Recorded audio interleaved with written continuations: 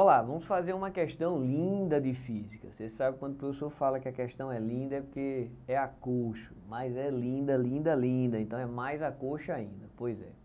É uma questão que envolve a parte de interferência e envolve aí a parte de mecânica também. O cara foi bastante criativo. E envolve MHS. Então o cara conseguiu envolver esses conteúdos aí numa questão só. Eu achei uma questão magnífica.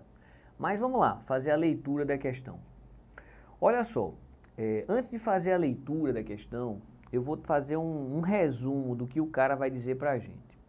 O cara vai dizer pra gente que esse objeto aqui, de massa m, vai ser solto com velocidade nula no momento em que, na posição em que a deformação é nula. Mas, professor, se a deformação é nula, vai ficar parado? Não, não. Se a deformação é nula, ele vai descer, descer, descer até parar. E, durante essa descida até parar, esse emissor aqui, ó, de luz, vai percorrer distâncias diferentes. E, dessa forma, a intensidade vai ficar variando. Porque esse cara, ele vai ficar oscilando para baixo e para cima, para baixo e para cima. E aí essa intensidade, né, que esse detector ele vai captar, ela vai ficar variando entre 0 e 4 e 0. Muito bem. A gente já está percebendo que existe aqui um período, né, de oscilação, de repetição, que é justamente o período de oscilação da mola. Então, eu estou vendo que é 0, depois vai ser 0 de novo, depois vai ser 0 de novo.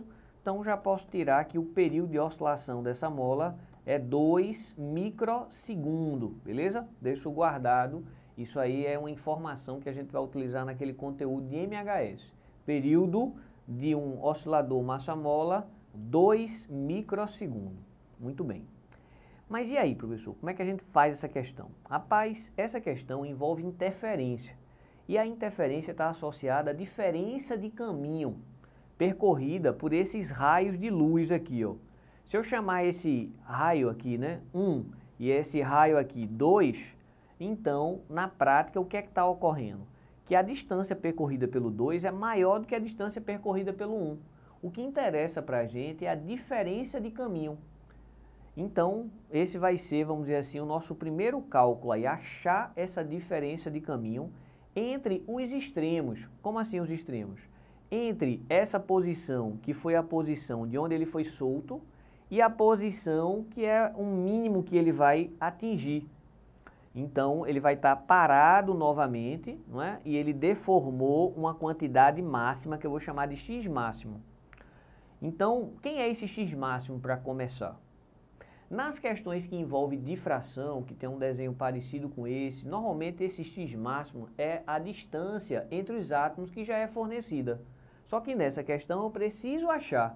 Esse x máximo vai ser essa distância que esse objeto de massa m, ele vai ter descido. Então, bora começar por aí? Não vou nem ler enunciado. Eu acho que essa questão é tão desafiadora que a gente vai resolvendo, conversando e depois a gente junta tudo e faz a leitura do enunciado, tá bom?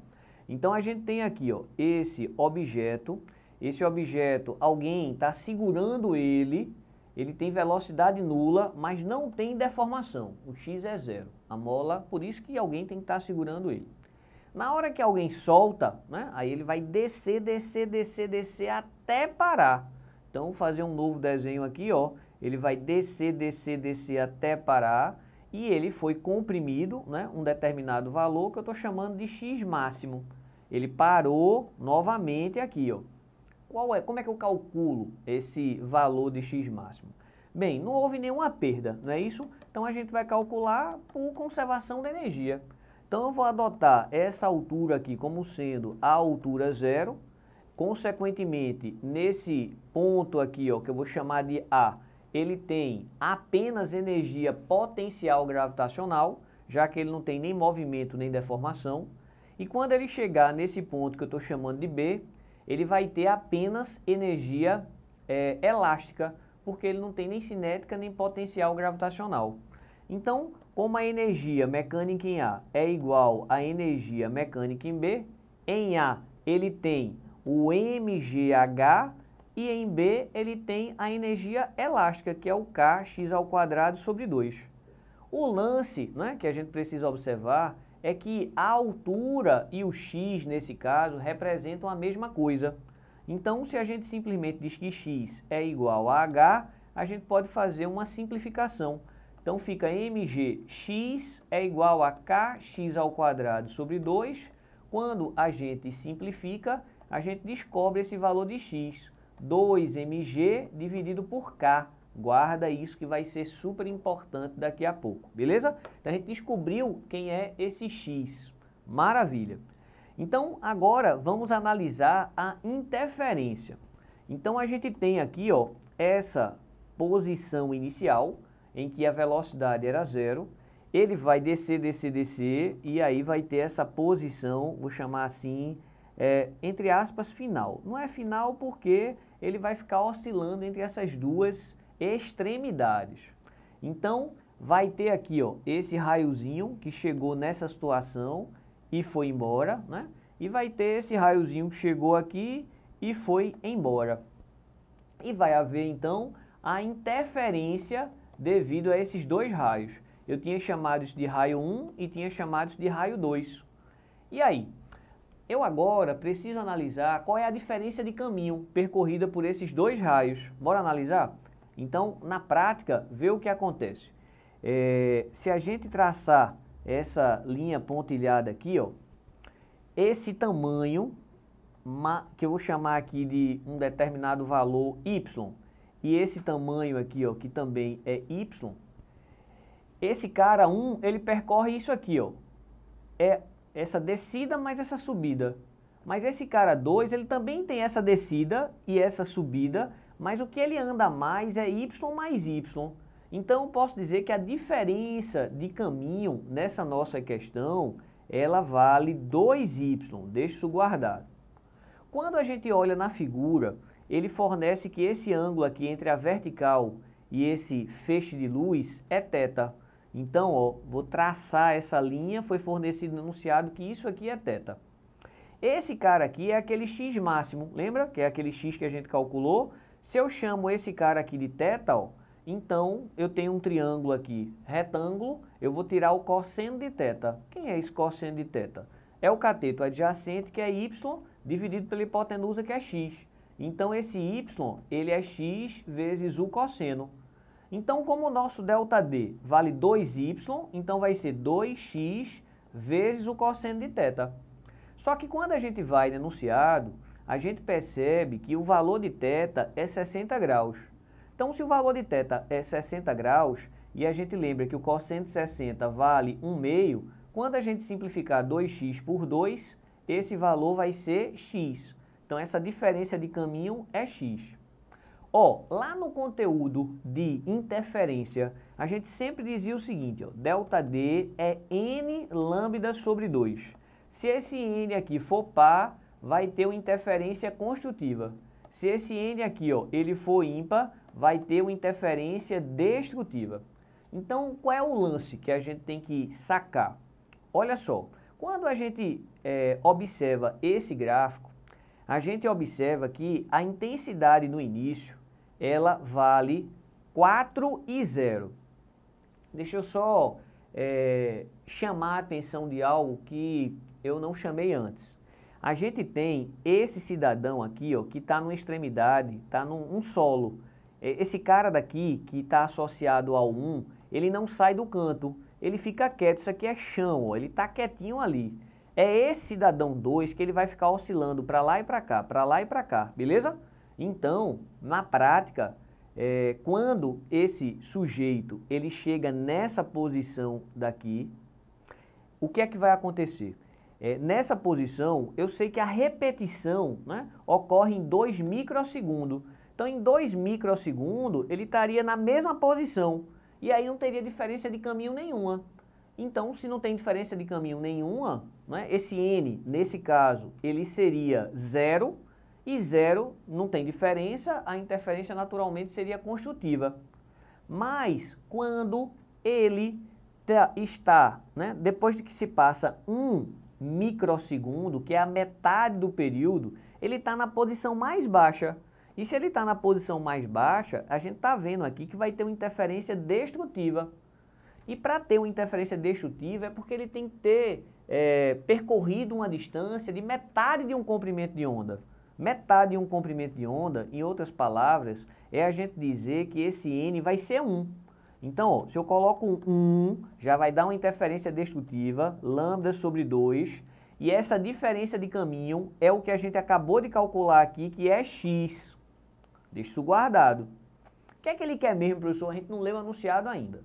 Mas esse x aqui a gente calculou. Quem foi esse x que a gente calculou? Lá por energia, 2mg sobre K. Beleza. Então aqui, ó, 2mg sobre K. Isso é igual a lambda sobre 2. Tudo bem, professor. Mas e aí? O que é que ele está querendo? Ele está querendo no enunciado que a gente ache esse lambda. Mas para poder achar esse lambda, a gente vai ter que ter essa expressão aqui, ó, m sobre K. E m sobre K a gente não tem problema. Mas a gente tem a expressão do período do MHS. Tu lembra? A expressão do período do MHS é 2π, ó, raiz de m sobre K. Então, a razão m sobre K está na mão. Eu vou elevar ambos os lados ao quadrado. T ao quadrado, 4π ao quadrado, isso é m sobre K. E o nosso período, a gente tem. Olhou no gráfico? Ó, o gráfico fornece para a gente que o período é 2 microsegundos.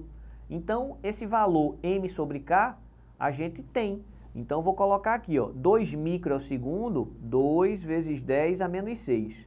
Isso é o período. Vou elevar ao quadrado e dividir por 4π2. Isso aqui, ó, é m sobre K. Maravilha! Então, organizando esse valor m sobre K, nós temos aqui, ó, 4/10 a menos 12. E aqui embaixo a gente tem o 4π ao quadrado. Então, a gente pode fazer essa aproximação que π ao quadrado é praticamente 10, é comum esse tipo de aproximação.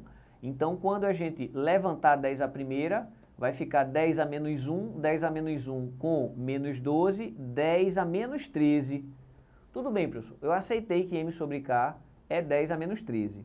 Se eu aceitei que m sobre K é 10 a menos 13, a gente está chegando lá.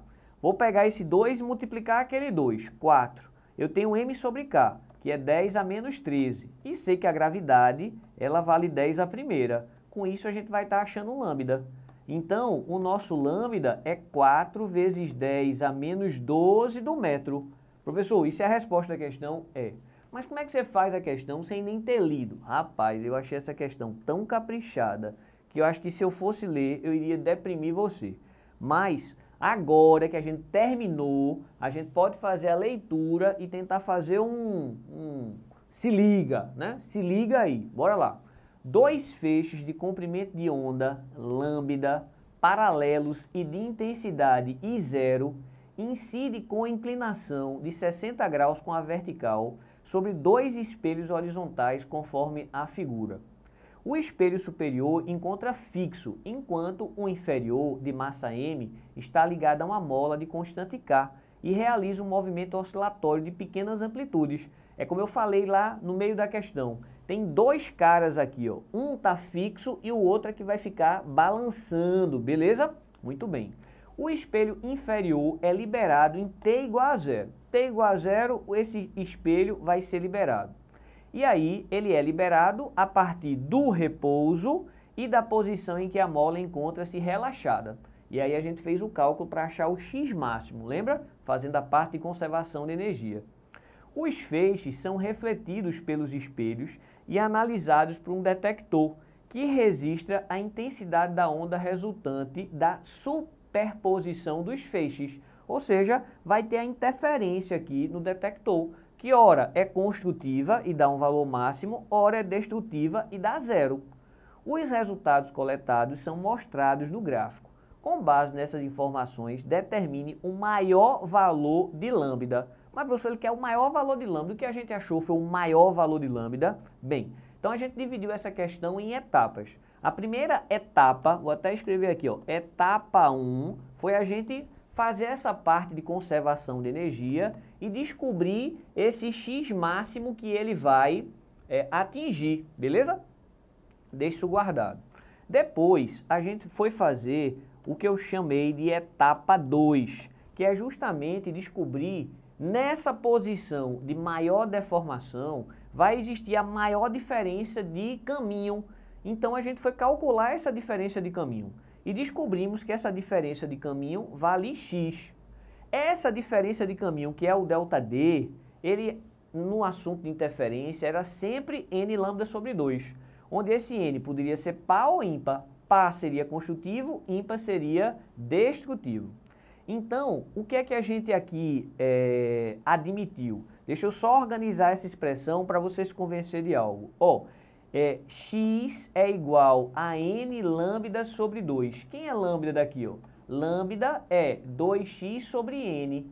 Então, se eu quero esse lambda máximo, eu precisaria ter um lambda, um n mínimo. E esse n mínimo para gerar destrutivo teria que ser 1. Por isso que eu escolhi 1 aqui. Não chamei a atenção nessa história do lambda máximo. Mas para que o lambda seja máximo, o n tem que ser mínimo. Para que seja destrutivo, o n tem que ser 1. Na prática, isso é dizer que ele sai, não é? Esse gráfico aqui não está dizendo, no início era uma interferência construtiva. Em um microsegundo passou a ser uma interferência destrutiva.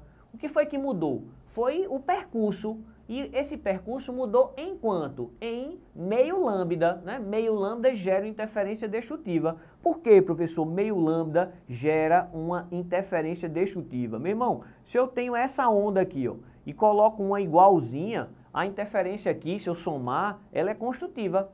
Mas se eu desloco de meio lambda, então como é que fica? Deslocar de meio lambda, na prática eu mantenho essa, tá? Só para ilustrar aqui, E essa outra, eu andei de meio lambda. Deixa eu só visualizar aqui para você perceber bem direitinho. Então, esse tamanho que eu andei foi lambda sobre 2, né? Esse tamanho que eu andei foi lambda sobre 2, e quando eu somo agora, essa parte de baixo se anula com essa parte de cima e vai dar aqui uma interferência, então, destrutiva. Então, quando a gente estuda em detalhes esse conteúdo de interferência, a gente sabe que andar meio comprimento de onda faz com que a interferência saia de construtiva para destrutiva. Maravilha! E aí a gente achou, com isso, né, utilizando a história do MHS, com essa parte de MHS, a gente achou essa razão M sobre K. Então, com esse M sobre K, a gente voltou aqui, e descobriu esse lambda, que no caso, como N foi mínimo, então esse lambda, ele é máximo. Mas, professor, que questão difícil. Pois é, mas quando a gente vai fazendo várias questões desse mesmo estilo, a gente vai pegando a manha e a gente aprende muito resolvendo esse exercício, beleza? Valeu!